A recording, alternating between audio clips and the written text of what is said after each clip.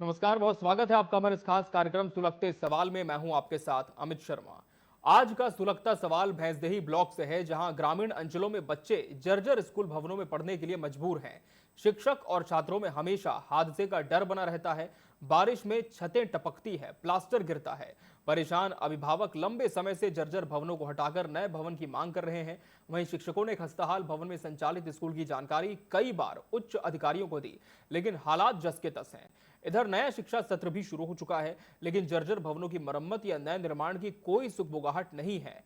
अब सवाल उठता है कि आखिर स्कूल की टूटी दीवारों का जिम्मेदार कौन है, और सरकार के करोड़ों के बजट के बाद भी इन स्कूलों की मरम्मत क्यों नहीं हो रही। देखिए इस रिपोर्ट में।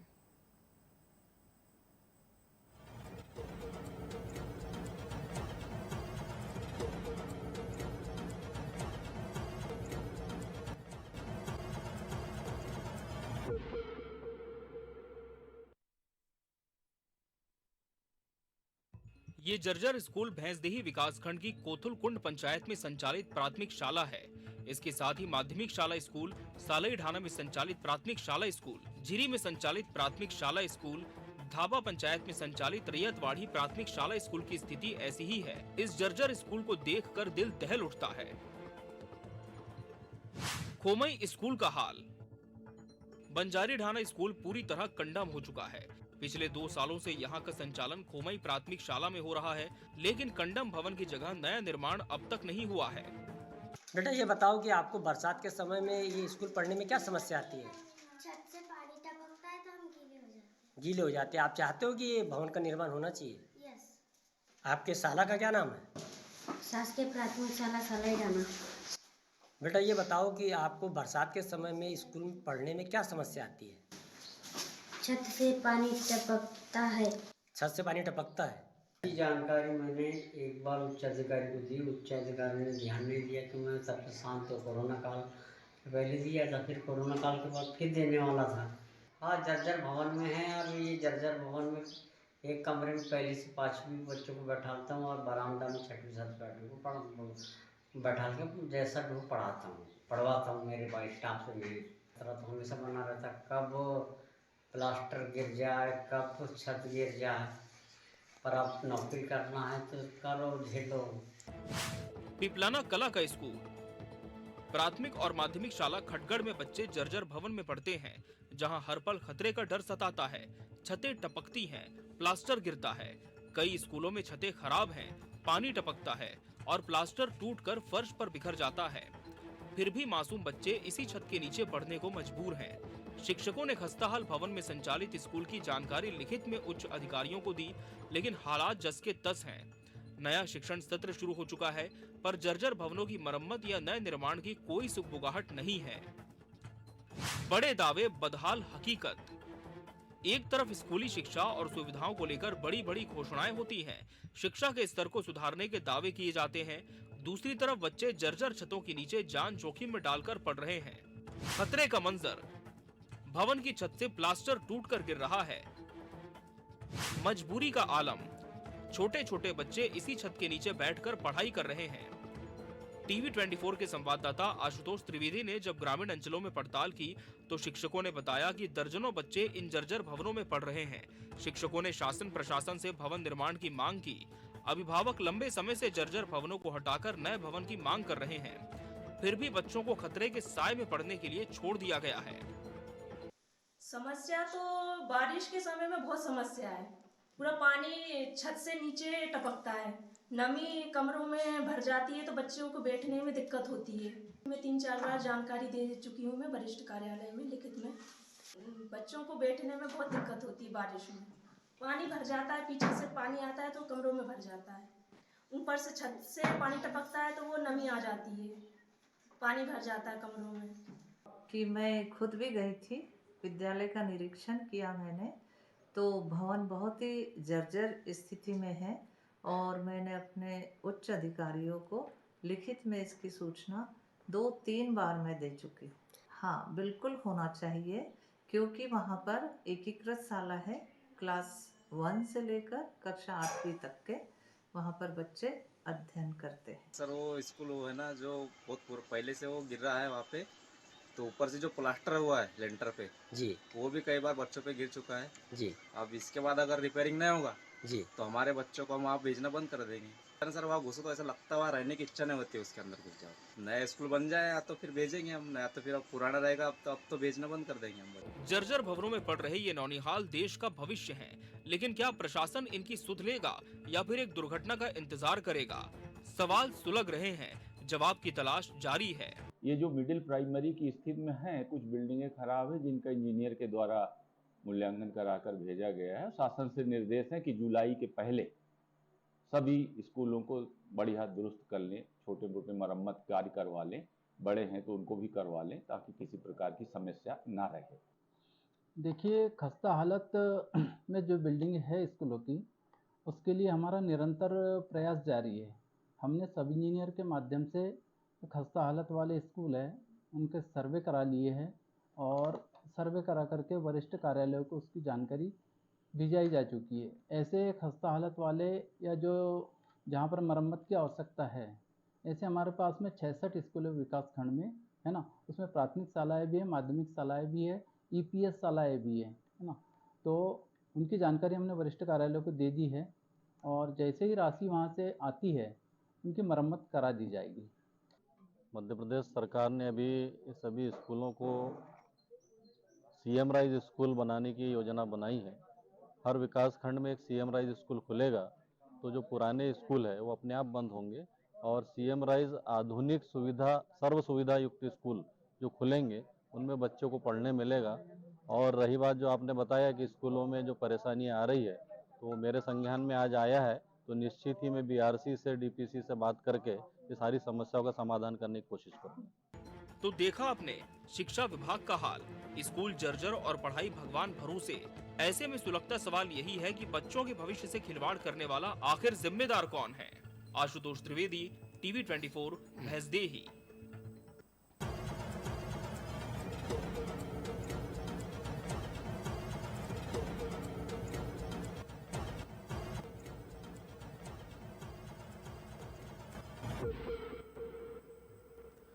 जर्जर शिक्षा, जी हाँ, शिक्षा यहाँ पूरी तरह जर्जर हो चुकी है क्योंकि जिस स्कूल में शिक्षा दी जाती है वो स्कूल इस कगार पर है कि कभी भी ढह सकता है, कभी भी छत गिर सकती है। ऐसी स्थिति में बच्चे यहाँ पढ़ने को मजबूर हैं। अब सुलगता सवाल ये है कि क्या जिम्मेदारों ने इस पर कभी भी ध्यान नहीं दिया और आखिर इसका उत्तरदायित्व कौन लेगा, इसकी जवाबदेही कौन लेगा कि जो स्कूलों की स्थिति आज है क्या इसकी जानकारी किसी को नहीं थी और इसे सुधारा क्यों नहीं जा रहा है, ये जानने की आज इस कार्यक्रम में कोशिश करेंगे। और सीधा रुख कर लेंगे हमारे सहयोगी आशुतोष त्रिवेदी का, जिन्होंने इस पूरी रिपोर्ट को कवर किया है। आशुतोष, सबसे पहले ये बताया कि भैंसदेही ब्लॉक के कितने स्कूल ऐसे हैं जो आज इस अवस्था में हैं और कितने दिनों से ये स्थिति बनी हुई है? सर, लगातार ये जो स्कूल है इसके अधिकांश जो स्कूल है जी, अधिकांश की हालत है। इसको लेकर के जो प्रधान पाठक है वहाँ के जी, वहाँ के जो सब प्राचार्य इन्होंने इसकी जो जानकारी है अपने उच्च अधिकारी को दी है, परंतु कई बार इसको लेकर के सर खबर भी चल चुकी है, इसके बावजूद भी अभी तक इसके ऊपर किसी प्रकार की कोई कार्रवाई और भवन निर्माण को लेकर कोई खासा कदम नहीं उठाया गया। जी बिल्कुल आशुतोष, और इस संबंध में जो जिम्मेदार हैं उनका क्या कहना होता है? सर, जब हम लोगों ने उनसे चर्चा की तो चर्चा के बाद सर उन लोगों का सिर्फ यही कहना आता है कि ठीक है, हम भवन की जानकारी उच्च अधिकारी को दे रहे हैं, इस पर कार्रवाई होगी, परंतु इसके बावजूद भी यहाँ के स्कूलों की स्थिति में कोई बदलाव नहीं आता। बिल्कुल। वहीं कक्षाओं की अगर बात करें आशुतोष, तो कौन कौन सी कक्षाएं यहाँ पर संचालित होती हैं? सर, अधिकांश यहाँ पर प्राथमिक शाला और माध्यमिक शाला के जो स्कूल है जी, उन स्कूल की हालत जो है वो बहुत ही खस्ता हाल है। जी आशुतोष जुड़े रहे हमारे साथ। इस समय हमारे साथ कोमई सरपंच मंगेश सरियाम जी भी जुड़ चुके हैं। मंगेश जी, स्कूलों की स्थिति बहुत ही खराब है, आप देख भी पा रहे हैं, लगातार आपने भी इन स्कूलों का मुआयना किया होगा। क्या इस संबंध में आप लोगों की तरफ से कोई कदम उठाए गए हैं? प्रशासन तक, शासन तक कोई बात पहुंचाई जा सकी है? सर जी, मैं हर बार विधायक सांसद को भी खबर दे दिया हूँ जी, और हर बार प्राचार्य के माध्यम से हम प्रस्ताव भिजवाते हैं और संकुल प्राचार्य को भी कई बार अवगत कराए और आगे उच्च अधिकारियों को हमने सूचना दी है, लेकिन आज तक के उस पर कुछ अमल नहीं हो पाया है। इसकी बुरी कंडीशन है स्कूलों की, सर जी पूरी कंडम घोषित करने लायक है और उस स्कूल में बच्चे पढ़ रहे हैं जिनका आज अपने देश का जो भविष्य है उनको जान से झूठ का मतलब खतरे पर वो पढ़ाई करना पड़ रहा है, तो वो कैसे पढ़ पाएंगे सर जी? एक हमारे यहाँ मुंबई में बंजाई ढाना स्कूल है जी। वो 4-5 साल से कंडम है, जिसके बच्चे हमारे मुंबई प्राथमिक शाला की कंडम है। तो एक अतिरिक्त कक्ष है, तो अतिरिक्त कक्ष में दोनों स्कूलों के बच्चों को एक साथ बिठाकर पढ़ाया जा रहा है। तो एक साथ इसके बच्चों की संख्या 10/15 के रूम में दो प्राथमिक शाला के बच्चों को पढ़ाया जा रहा है। तो इसका पढ़े होता है जी। बहुत धन्यवाद मंगेश जी आपका हमसे जुड़ने के लिए। और इस समय हमारे साथ धाबा सचिव पवन तिवारी जी भी जुड़ चुके हैं। पवन जी, इस क्षेत्र में स्कूलों की स्थिति बहुत ही ज्यादा विकराल रूप ले चुकी है, क्या कोई पत्राचार आपके माध्यम से किया गया है शासन प्रशासन को, और क्या कोई रेस्पॉन्स मिला है अभी तक? जी, पत्राचार तो किया गया है जी। बीआरसी को भी पत्र लिखे हैं हम लोग ने, और स्कूल की हालत तो बहुत जर्जर है जी। और क्या है, सरकार से कोई फंड आ नहीं रहा इसका जी। यदि कोई ऐसा फंड अवेलेबल हो जाए या बिल्डिंग स्वीकृत हो जाए तो ग्राम पंचायत से कर दें। बिल्कुल। और शिक्षा विभाग के अधिकारियों से क्या इस संबंध में चर्चा हुई है पवन जी? जी, उनका कोई ठीक से रिस्पॉन्स नहीं है। रेस्पॉन्स नहीं मिला है? नहीं मिल रहा है उनका। जी। और कितने स्कूल ऐसे होंगे आपके क्षेत्र में जो कि आज जर्जर अवस्था में पहुंच चुके हैं? मेरे क्षेत्र में करीब 2 स्कूल की हालत तो बहुत ज्यादा जर्जर है। जी जी। हाँ, एक की स्थिति भी तो ठीक है, लेकिन 2 तो बहुत ज्यादा जर्जर स्थिति में। जी। तो क्या अभी भी बच्चे इन्हीं स्कूलों में पढ़ रहे हैं या फिर कोई और वैकल्पिक व्यवस्था आप लोगों ने की? दूसरा कोई ऑप्शन ही नहीं है। अच्छा जी। किसकी जिम्मेदारी देखते हैं पवन जी की अभी तक संज्ञान नहीं लिया गया इस गंभीर मामले पर? अब ये शिक्षा विभाग के बड़े जो अधिकारी लोग उन्हें थोड़ा ध्यान देना चाहिए। जी जी। चलिए, बहुत धन्यवाद आपका पवन जी हमसे जुड़ने के लिए। तो सरपंच और सचिव जिनका कहना है कि हमने कई बार शासन प्रशासन को इस मांग से अवगत कराया कि जर्जर स्कूल हो चुके हैं, बच्चे बहुत ही बुरी स्थिति में पढ़ रहे हैं यहाँ पर, लेकिन इसके बाद भी अभी तक कोई प्रतिक्रिया, कोई रिस्पॉन्स नहीं आ पाया है। रुक कर लेंगे आशुतोष त्रिवेदी का। आशुतोष, क्या यही उदासीनता लगातार जो विभागीय अधिकारी हैं उनकी होती है कि जब इस पूरे विषय को लेकर उनसे बात करने की कोशिश की जाती है, और जैसा कि यहाँ के जनप्रतिनिधि हैं सरपंच, उन्होंने भी बात रखी है, लेकिन कोई रेस्पॉन्स नहीं मिलता, जवाब क्या होता है अधिकारियों का इस पूरे विषय पर? सर, आपको बताना चाहूंगा कि जब भी अपने चैनल के माध्यम से जब खबर चलाई जाती है तो खबर चलाने के बाद में अधिकारी का कहना यही होता है कि ठीक, हमने इसकी जानकारी अधिकारी को भेज दी है, परंतु इसके बावजूद यहाँ पे खासा कदम इनके द्वारा उठाया नहीं जाता। लगातार सर ये 5 वर्षों से यही अधिकारियों के दावे रहते हैं कि ठीक है, इस शाला को हम बेहतर बना देंगे, इसके बावजूद अभी तक इसमें कोई बदलाव नहीं आया है। जी आशुतोष, इस समय हमारे साथ कांग्रेस नेता भैंसदेही से धर्मेंद्र मालवीय जी भी जुड़ चुके हैं। धर्मेंद्र जी, पूरी तरह से जर्जर हो चुकी है स्कूली व्यवस्था यहाँ पर, क्या मानते हैं किसकी जिम्मेदारी है, किसे संज्ञान लेना चाहिए ताकि व्यवस्था बेहतर हो? सर, इसमें पूरी तरह से शासन प्रशासन की लापरवाही है जी, जो बच्चों के भविष्य के साथ में खिलवाड़ कर रहे हैं। आज जितने भी 15 साल से 20 साल से बीजेपी का शासन है, केंद्र में भी प्रदेश में भी, और अधिकतर स्कूल जो कांग्रेस की गवर्नमेंट ने बनाए थे वो पूरी तरीके से जर्जर हो चुके हैं। किसी की छत टपक रही है, वो स्कूल के जो पुराने समय के कबीलू थे वो हवा में उड़ रहे हैं, और बच्चों का इसमें बैठना दुश्वार हो गया है। किसी भी समय बिल्डिंग ढह सकती है। आज पूरे जिले की ये हालत है जी। इस पर शासन प्रशासन कोई ध्यान नहीं दे रहा है, जबकि स्वास्थ्य और शिक्षा सबसे पहली व्यवस्था बनाने का इनका कर्तव्य होता है। जी जी। परंतु हमारे नेता, जनप्रतिनिधि भी, भाजपा के और प्रशासन भी इस ओर अपना कोई ध्यान नहीं दे रहा है। ये बच्चों के भविष्य के साथ में खिलवाड़ कर रहे हैं। जी, बहुत धन्यवाद धर्मेंद्र जी आपका हमसे जुड़ने के लिए। और इस समय हमारे साथ कांग्रेस नेता कोथलकुंड से पुरुषोत्तम तिवारी जी भी जुड़ चुके हैं। पुरुषोत्तम जी, स्कूल की व्यवस्था बेहद ही बदहाल है और बच्चे जर्जर स्कूल में पढ़ने के लिए मजबूर हैं। क्या आप लोगों के माध्यम से भी इस विषय में शासन प्रशासन का ध्यान आकर्षित किया गया है? हाँ, हमारा ध्यान कई बार आकर्षित किया गया है। आज जो भवन हर गाँव में स्थित है, ये कांग्रेस सरकार के जमाने से 25 साल पहले बने हुए भवन है। आज इनकी स्थिति ऐसी कि बच्चे वहाँ बैठ नहीं सकते। और एक तरफ शासन बोला है घर स्कूल चलो अभियान, और दूसरा स्कूल में बच्चों की जान को कभी भी खतरा है और शासन प्रशासन सोया हुआ है।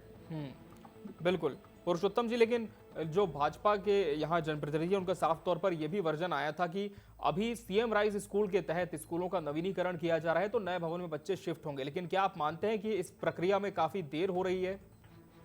नहीं सर, बच्चे तो वर्तमान में देखिए, मैं ग्रामीण क्षेत्र से आता हूँ। आप कभी भी किसी भी ग्रामीण क्षेत्र, आपका जो पत्रकार है उसमें देखा है जी, आप कहीं भी आके देख लीजिए, वास्तविक जमीनी हकीकत और कुछ है। दिखा हाथी के दांत दिखाने की कुछ और है और खाने की कुछ और है सर। चलिए, बहुत धन्यवाद पुरुषोत्तम तिवारी जी आपका हमसे जुड़ने के लिए। तो कांग्रेस कह रही है कि लगातार जो लापरवाही है वो शासन की है, प्रशासन की है, और इस पूरे विषय पर संज्ञान भी दिलाया गया, लेकिन अभी तक कोई प्रतिक्रिया नहीं आई है और कोई ध्यान इस विषय पर नहीं दे रहा है। लेकिन सुलगता सवाल यही बना हुआ है कि आखिर कब तक इन स्कूलों पर ध्यान नहीं दिया जाएगा। हमारे सहयोगी आशुतोष त्रिवेदी लगातार हमारे साथ बने हुए हैं। आशुतोष, अभी वर्तमान की बात करें तो कितने स्कूलों की संख्या यहाँ पर होगी और कक्षाओं का जो पैटर्न है वो क्या है यहाँ स्कूलों में? सर यहाँ पे अगर अभी देखा जाए तो कम से कम 10 से 15 जो स्कूल है उनकी हालत सर बहुत खराब है। और कई जगह तो सर स्थिति ये है कि एक ही कमरे में 1 से 8 तक की कक्षाएं संचालित हो रही है। जी आशुतोष, इस समय आपको रोकना चाहेंगे। हमारे साथ भाजपा नेता कोथलकुंड से पिंटू राठौर जुड़ चुके हैं। पिंटू जी, स्कूलों की स्थिति बेहद ही खराब है इस पूरे क्षेत्र में, क्या वजह मानते हैं कि अब तक इन पर ध्यान नहीं दिया गया है? जी भाई साहब, हमको इनने अवगत कराया हमारे मित्र ने जी, तो अभी हमने संज्ञान में लेकर उससे उचित कार्रवाई करने की मांग करी है। और अभी क्या है, अभी इतना बड़ा क्षेत्र है जी, तो इसमें अब इनने आवेदन तो दिया है, कई बार क्या है बीओ साहब वगैरह इनको भी हाव करते हैं। हाँ। तो अब उन्हें आश्वासन दिया है करने का। जी, लेकिन पिंटू जी, अभी भी बच्चे इन्हीं स्कूलों में पढ़ने को मजबूर हैं, तो कब तक प्रक्रिया पूरी हो सकती है, क्या कहना चाहेंगे? ये आगामी सत्र तक के उन्हें आश्वासन दिया है कि नई नई बिल्डिंग बन रही है हर जगह। अब जी, कुछ जगह बिल्डिंग सैंक्शन भी हुई है, तो आगामी सत्र से अच्छी व्यवस्था करने का उन्हें आश्वासन दिया है अधिकारियों ने।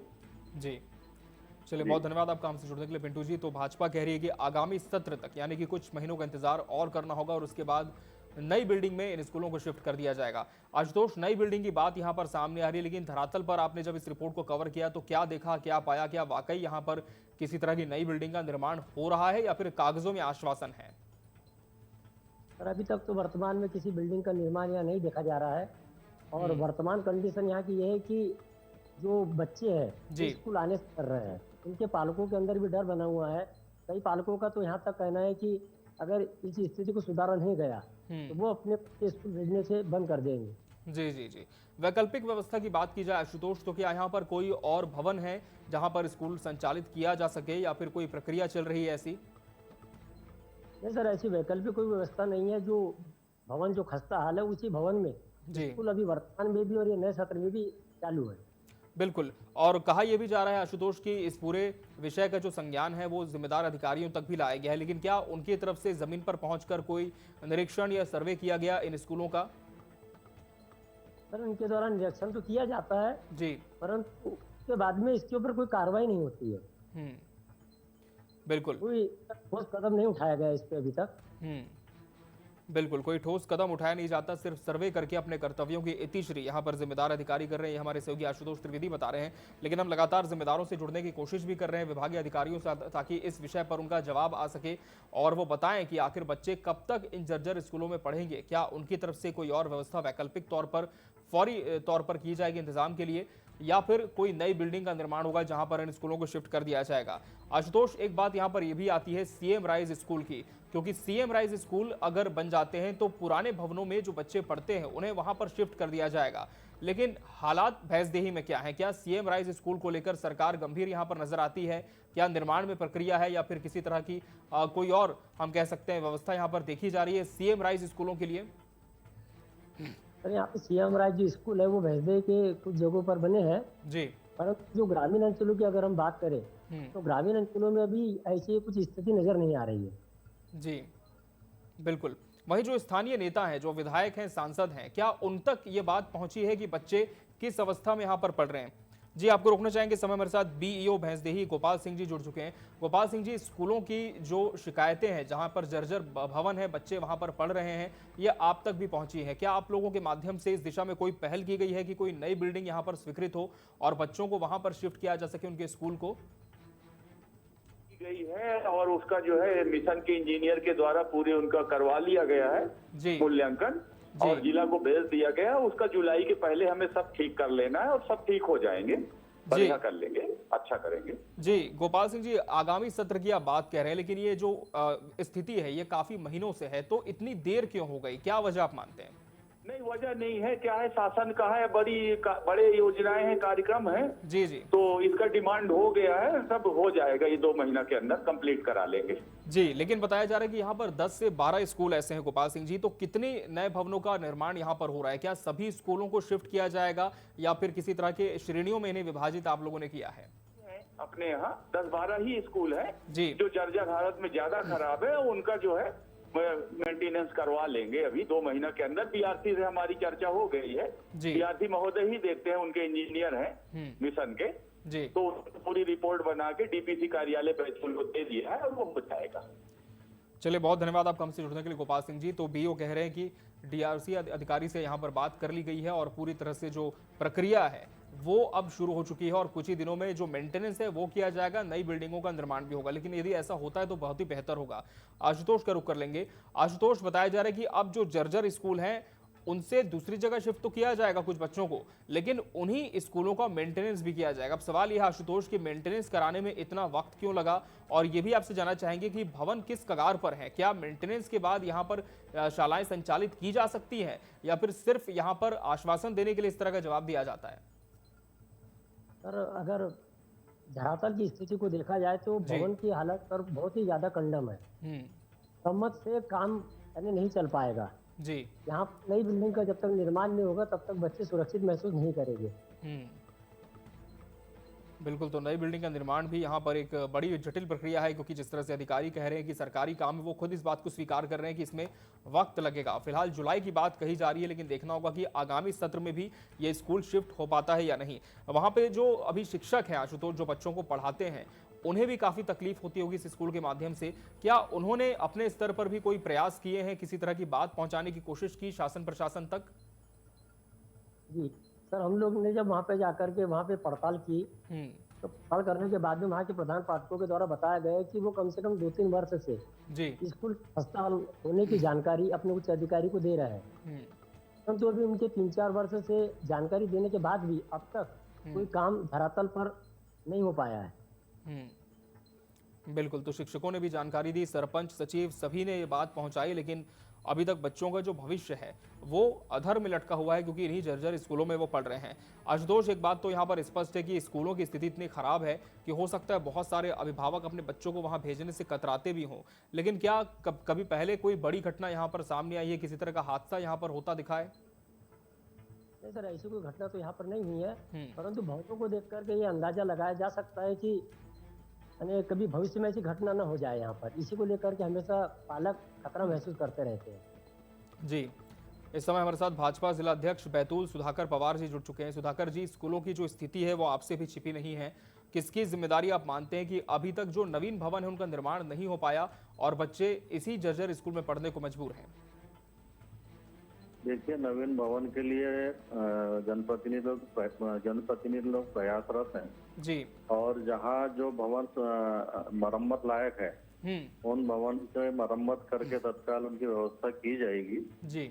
और ये मामला पहले संज्ञान में नहीं था, संज्ञान में आया है, हम तो जनप्रतिनिधियों के माध्यम से उसको शीघ्र दुरुस्त करने का काम करेंगे। बिल्कुल, आप कह रहे हैं सुधाकर जी मामला संज्ञान में नहीं था, लेकिन ये तो काफी सालों से स्थिति बनी हुई है, तो इतना गंभीर विषय संज्ञान में नहीं आता, क्या इस बात को लाजमी आप मानते हैं? नहीं, जब देखो क्या होता है, जनप्रतिनिधियों के माध्यम से संज्ञान में आया था, उन लोग भी प्रयासरत हैं जी। अब चूंकि अभी मुझे अध्यक्ष बनने में 2 महीने हुए हैं जी जी, इसलिए मेरे संज्ञान में तो अभी आया ना। जी सुधाकर जी, कि जब आपके संज्ञान में मामला आया तब क्या विभागीय अधिकारियों से आपने संबंध में बात की है, कोई दिशा निर्देश दिए हैं उनकी तरफ से, और क्या माना जाए कब तक नवीन स्कूलों की व्यवस्था हो सकती है बच्चों के लिए? जल्दी हो जाएगी साहब। चलिए, बहुत धन्यवाद आपका हमसे जुड़ने के लिए। तो फिलहाल जो जिम्मेदार हैं वो कह रहे हैं कि अभी मामला संज्ञान में आया है, नवीन स्कूलों की व्यवस्था जल्द हो जाएगी, लेकिन देखना होगा कि कब तक स्कूलों का इंतजाम यहां पर हो पाता है। आशुतोष, बहुत धन्यवाद आपका हमसे जुड़ने के लिए, इस पूरी रिपोर्ट को आपने कवर किया और इस पूरे कार्यक्रम के दौरान आप हमारे साथ बने रहे, बहुत बहुत धन्यवाद आपका। तो जर्जर शिक्षा हो चुकी है, लेकिन जर्जर भवन से नवीन भवन में कब यहां पर स्थानांतरित किया जाएगा बच्चों को, ये अभी भी सुलगता सवाल बना हुआ है। बहरहाल आज के इस कार्यक्रम में फिलहाल इतना ही, अगले बार हम फिर हाजिर होंगे किसी बड़े विषय के साथ। तब तक के लिए मुझे और मेरी पूरी टीम को दीजिए इजाजत। नमस्कार।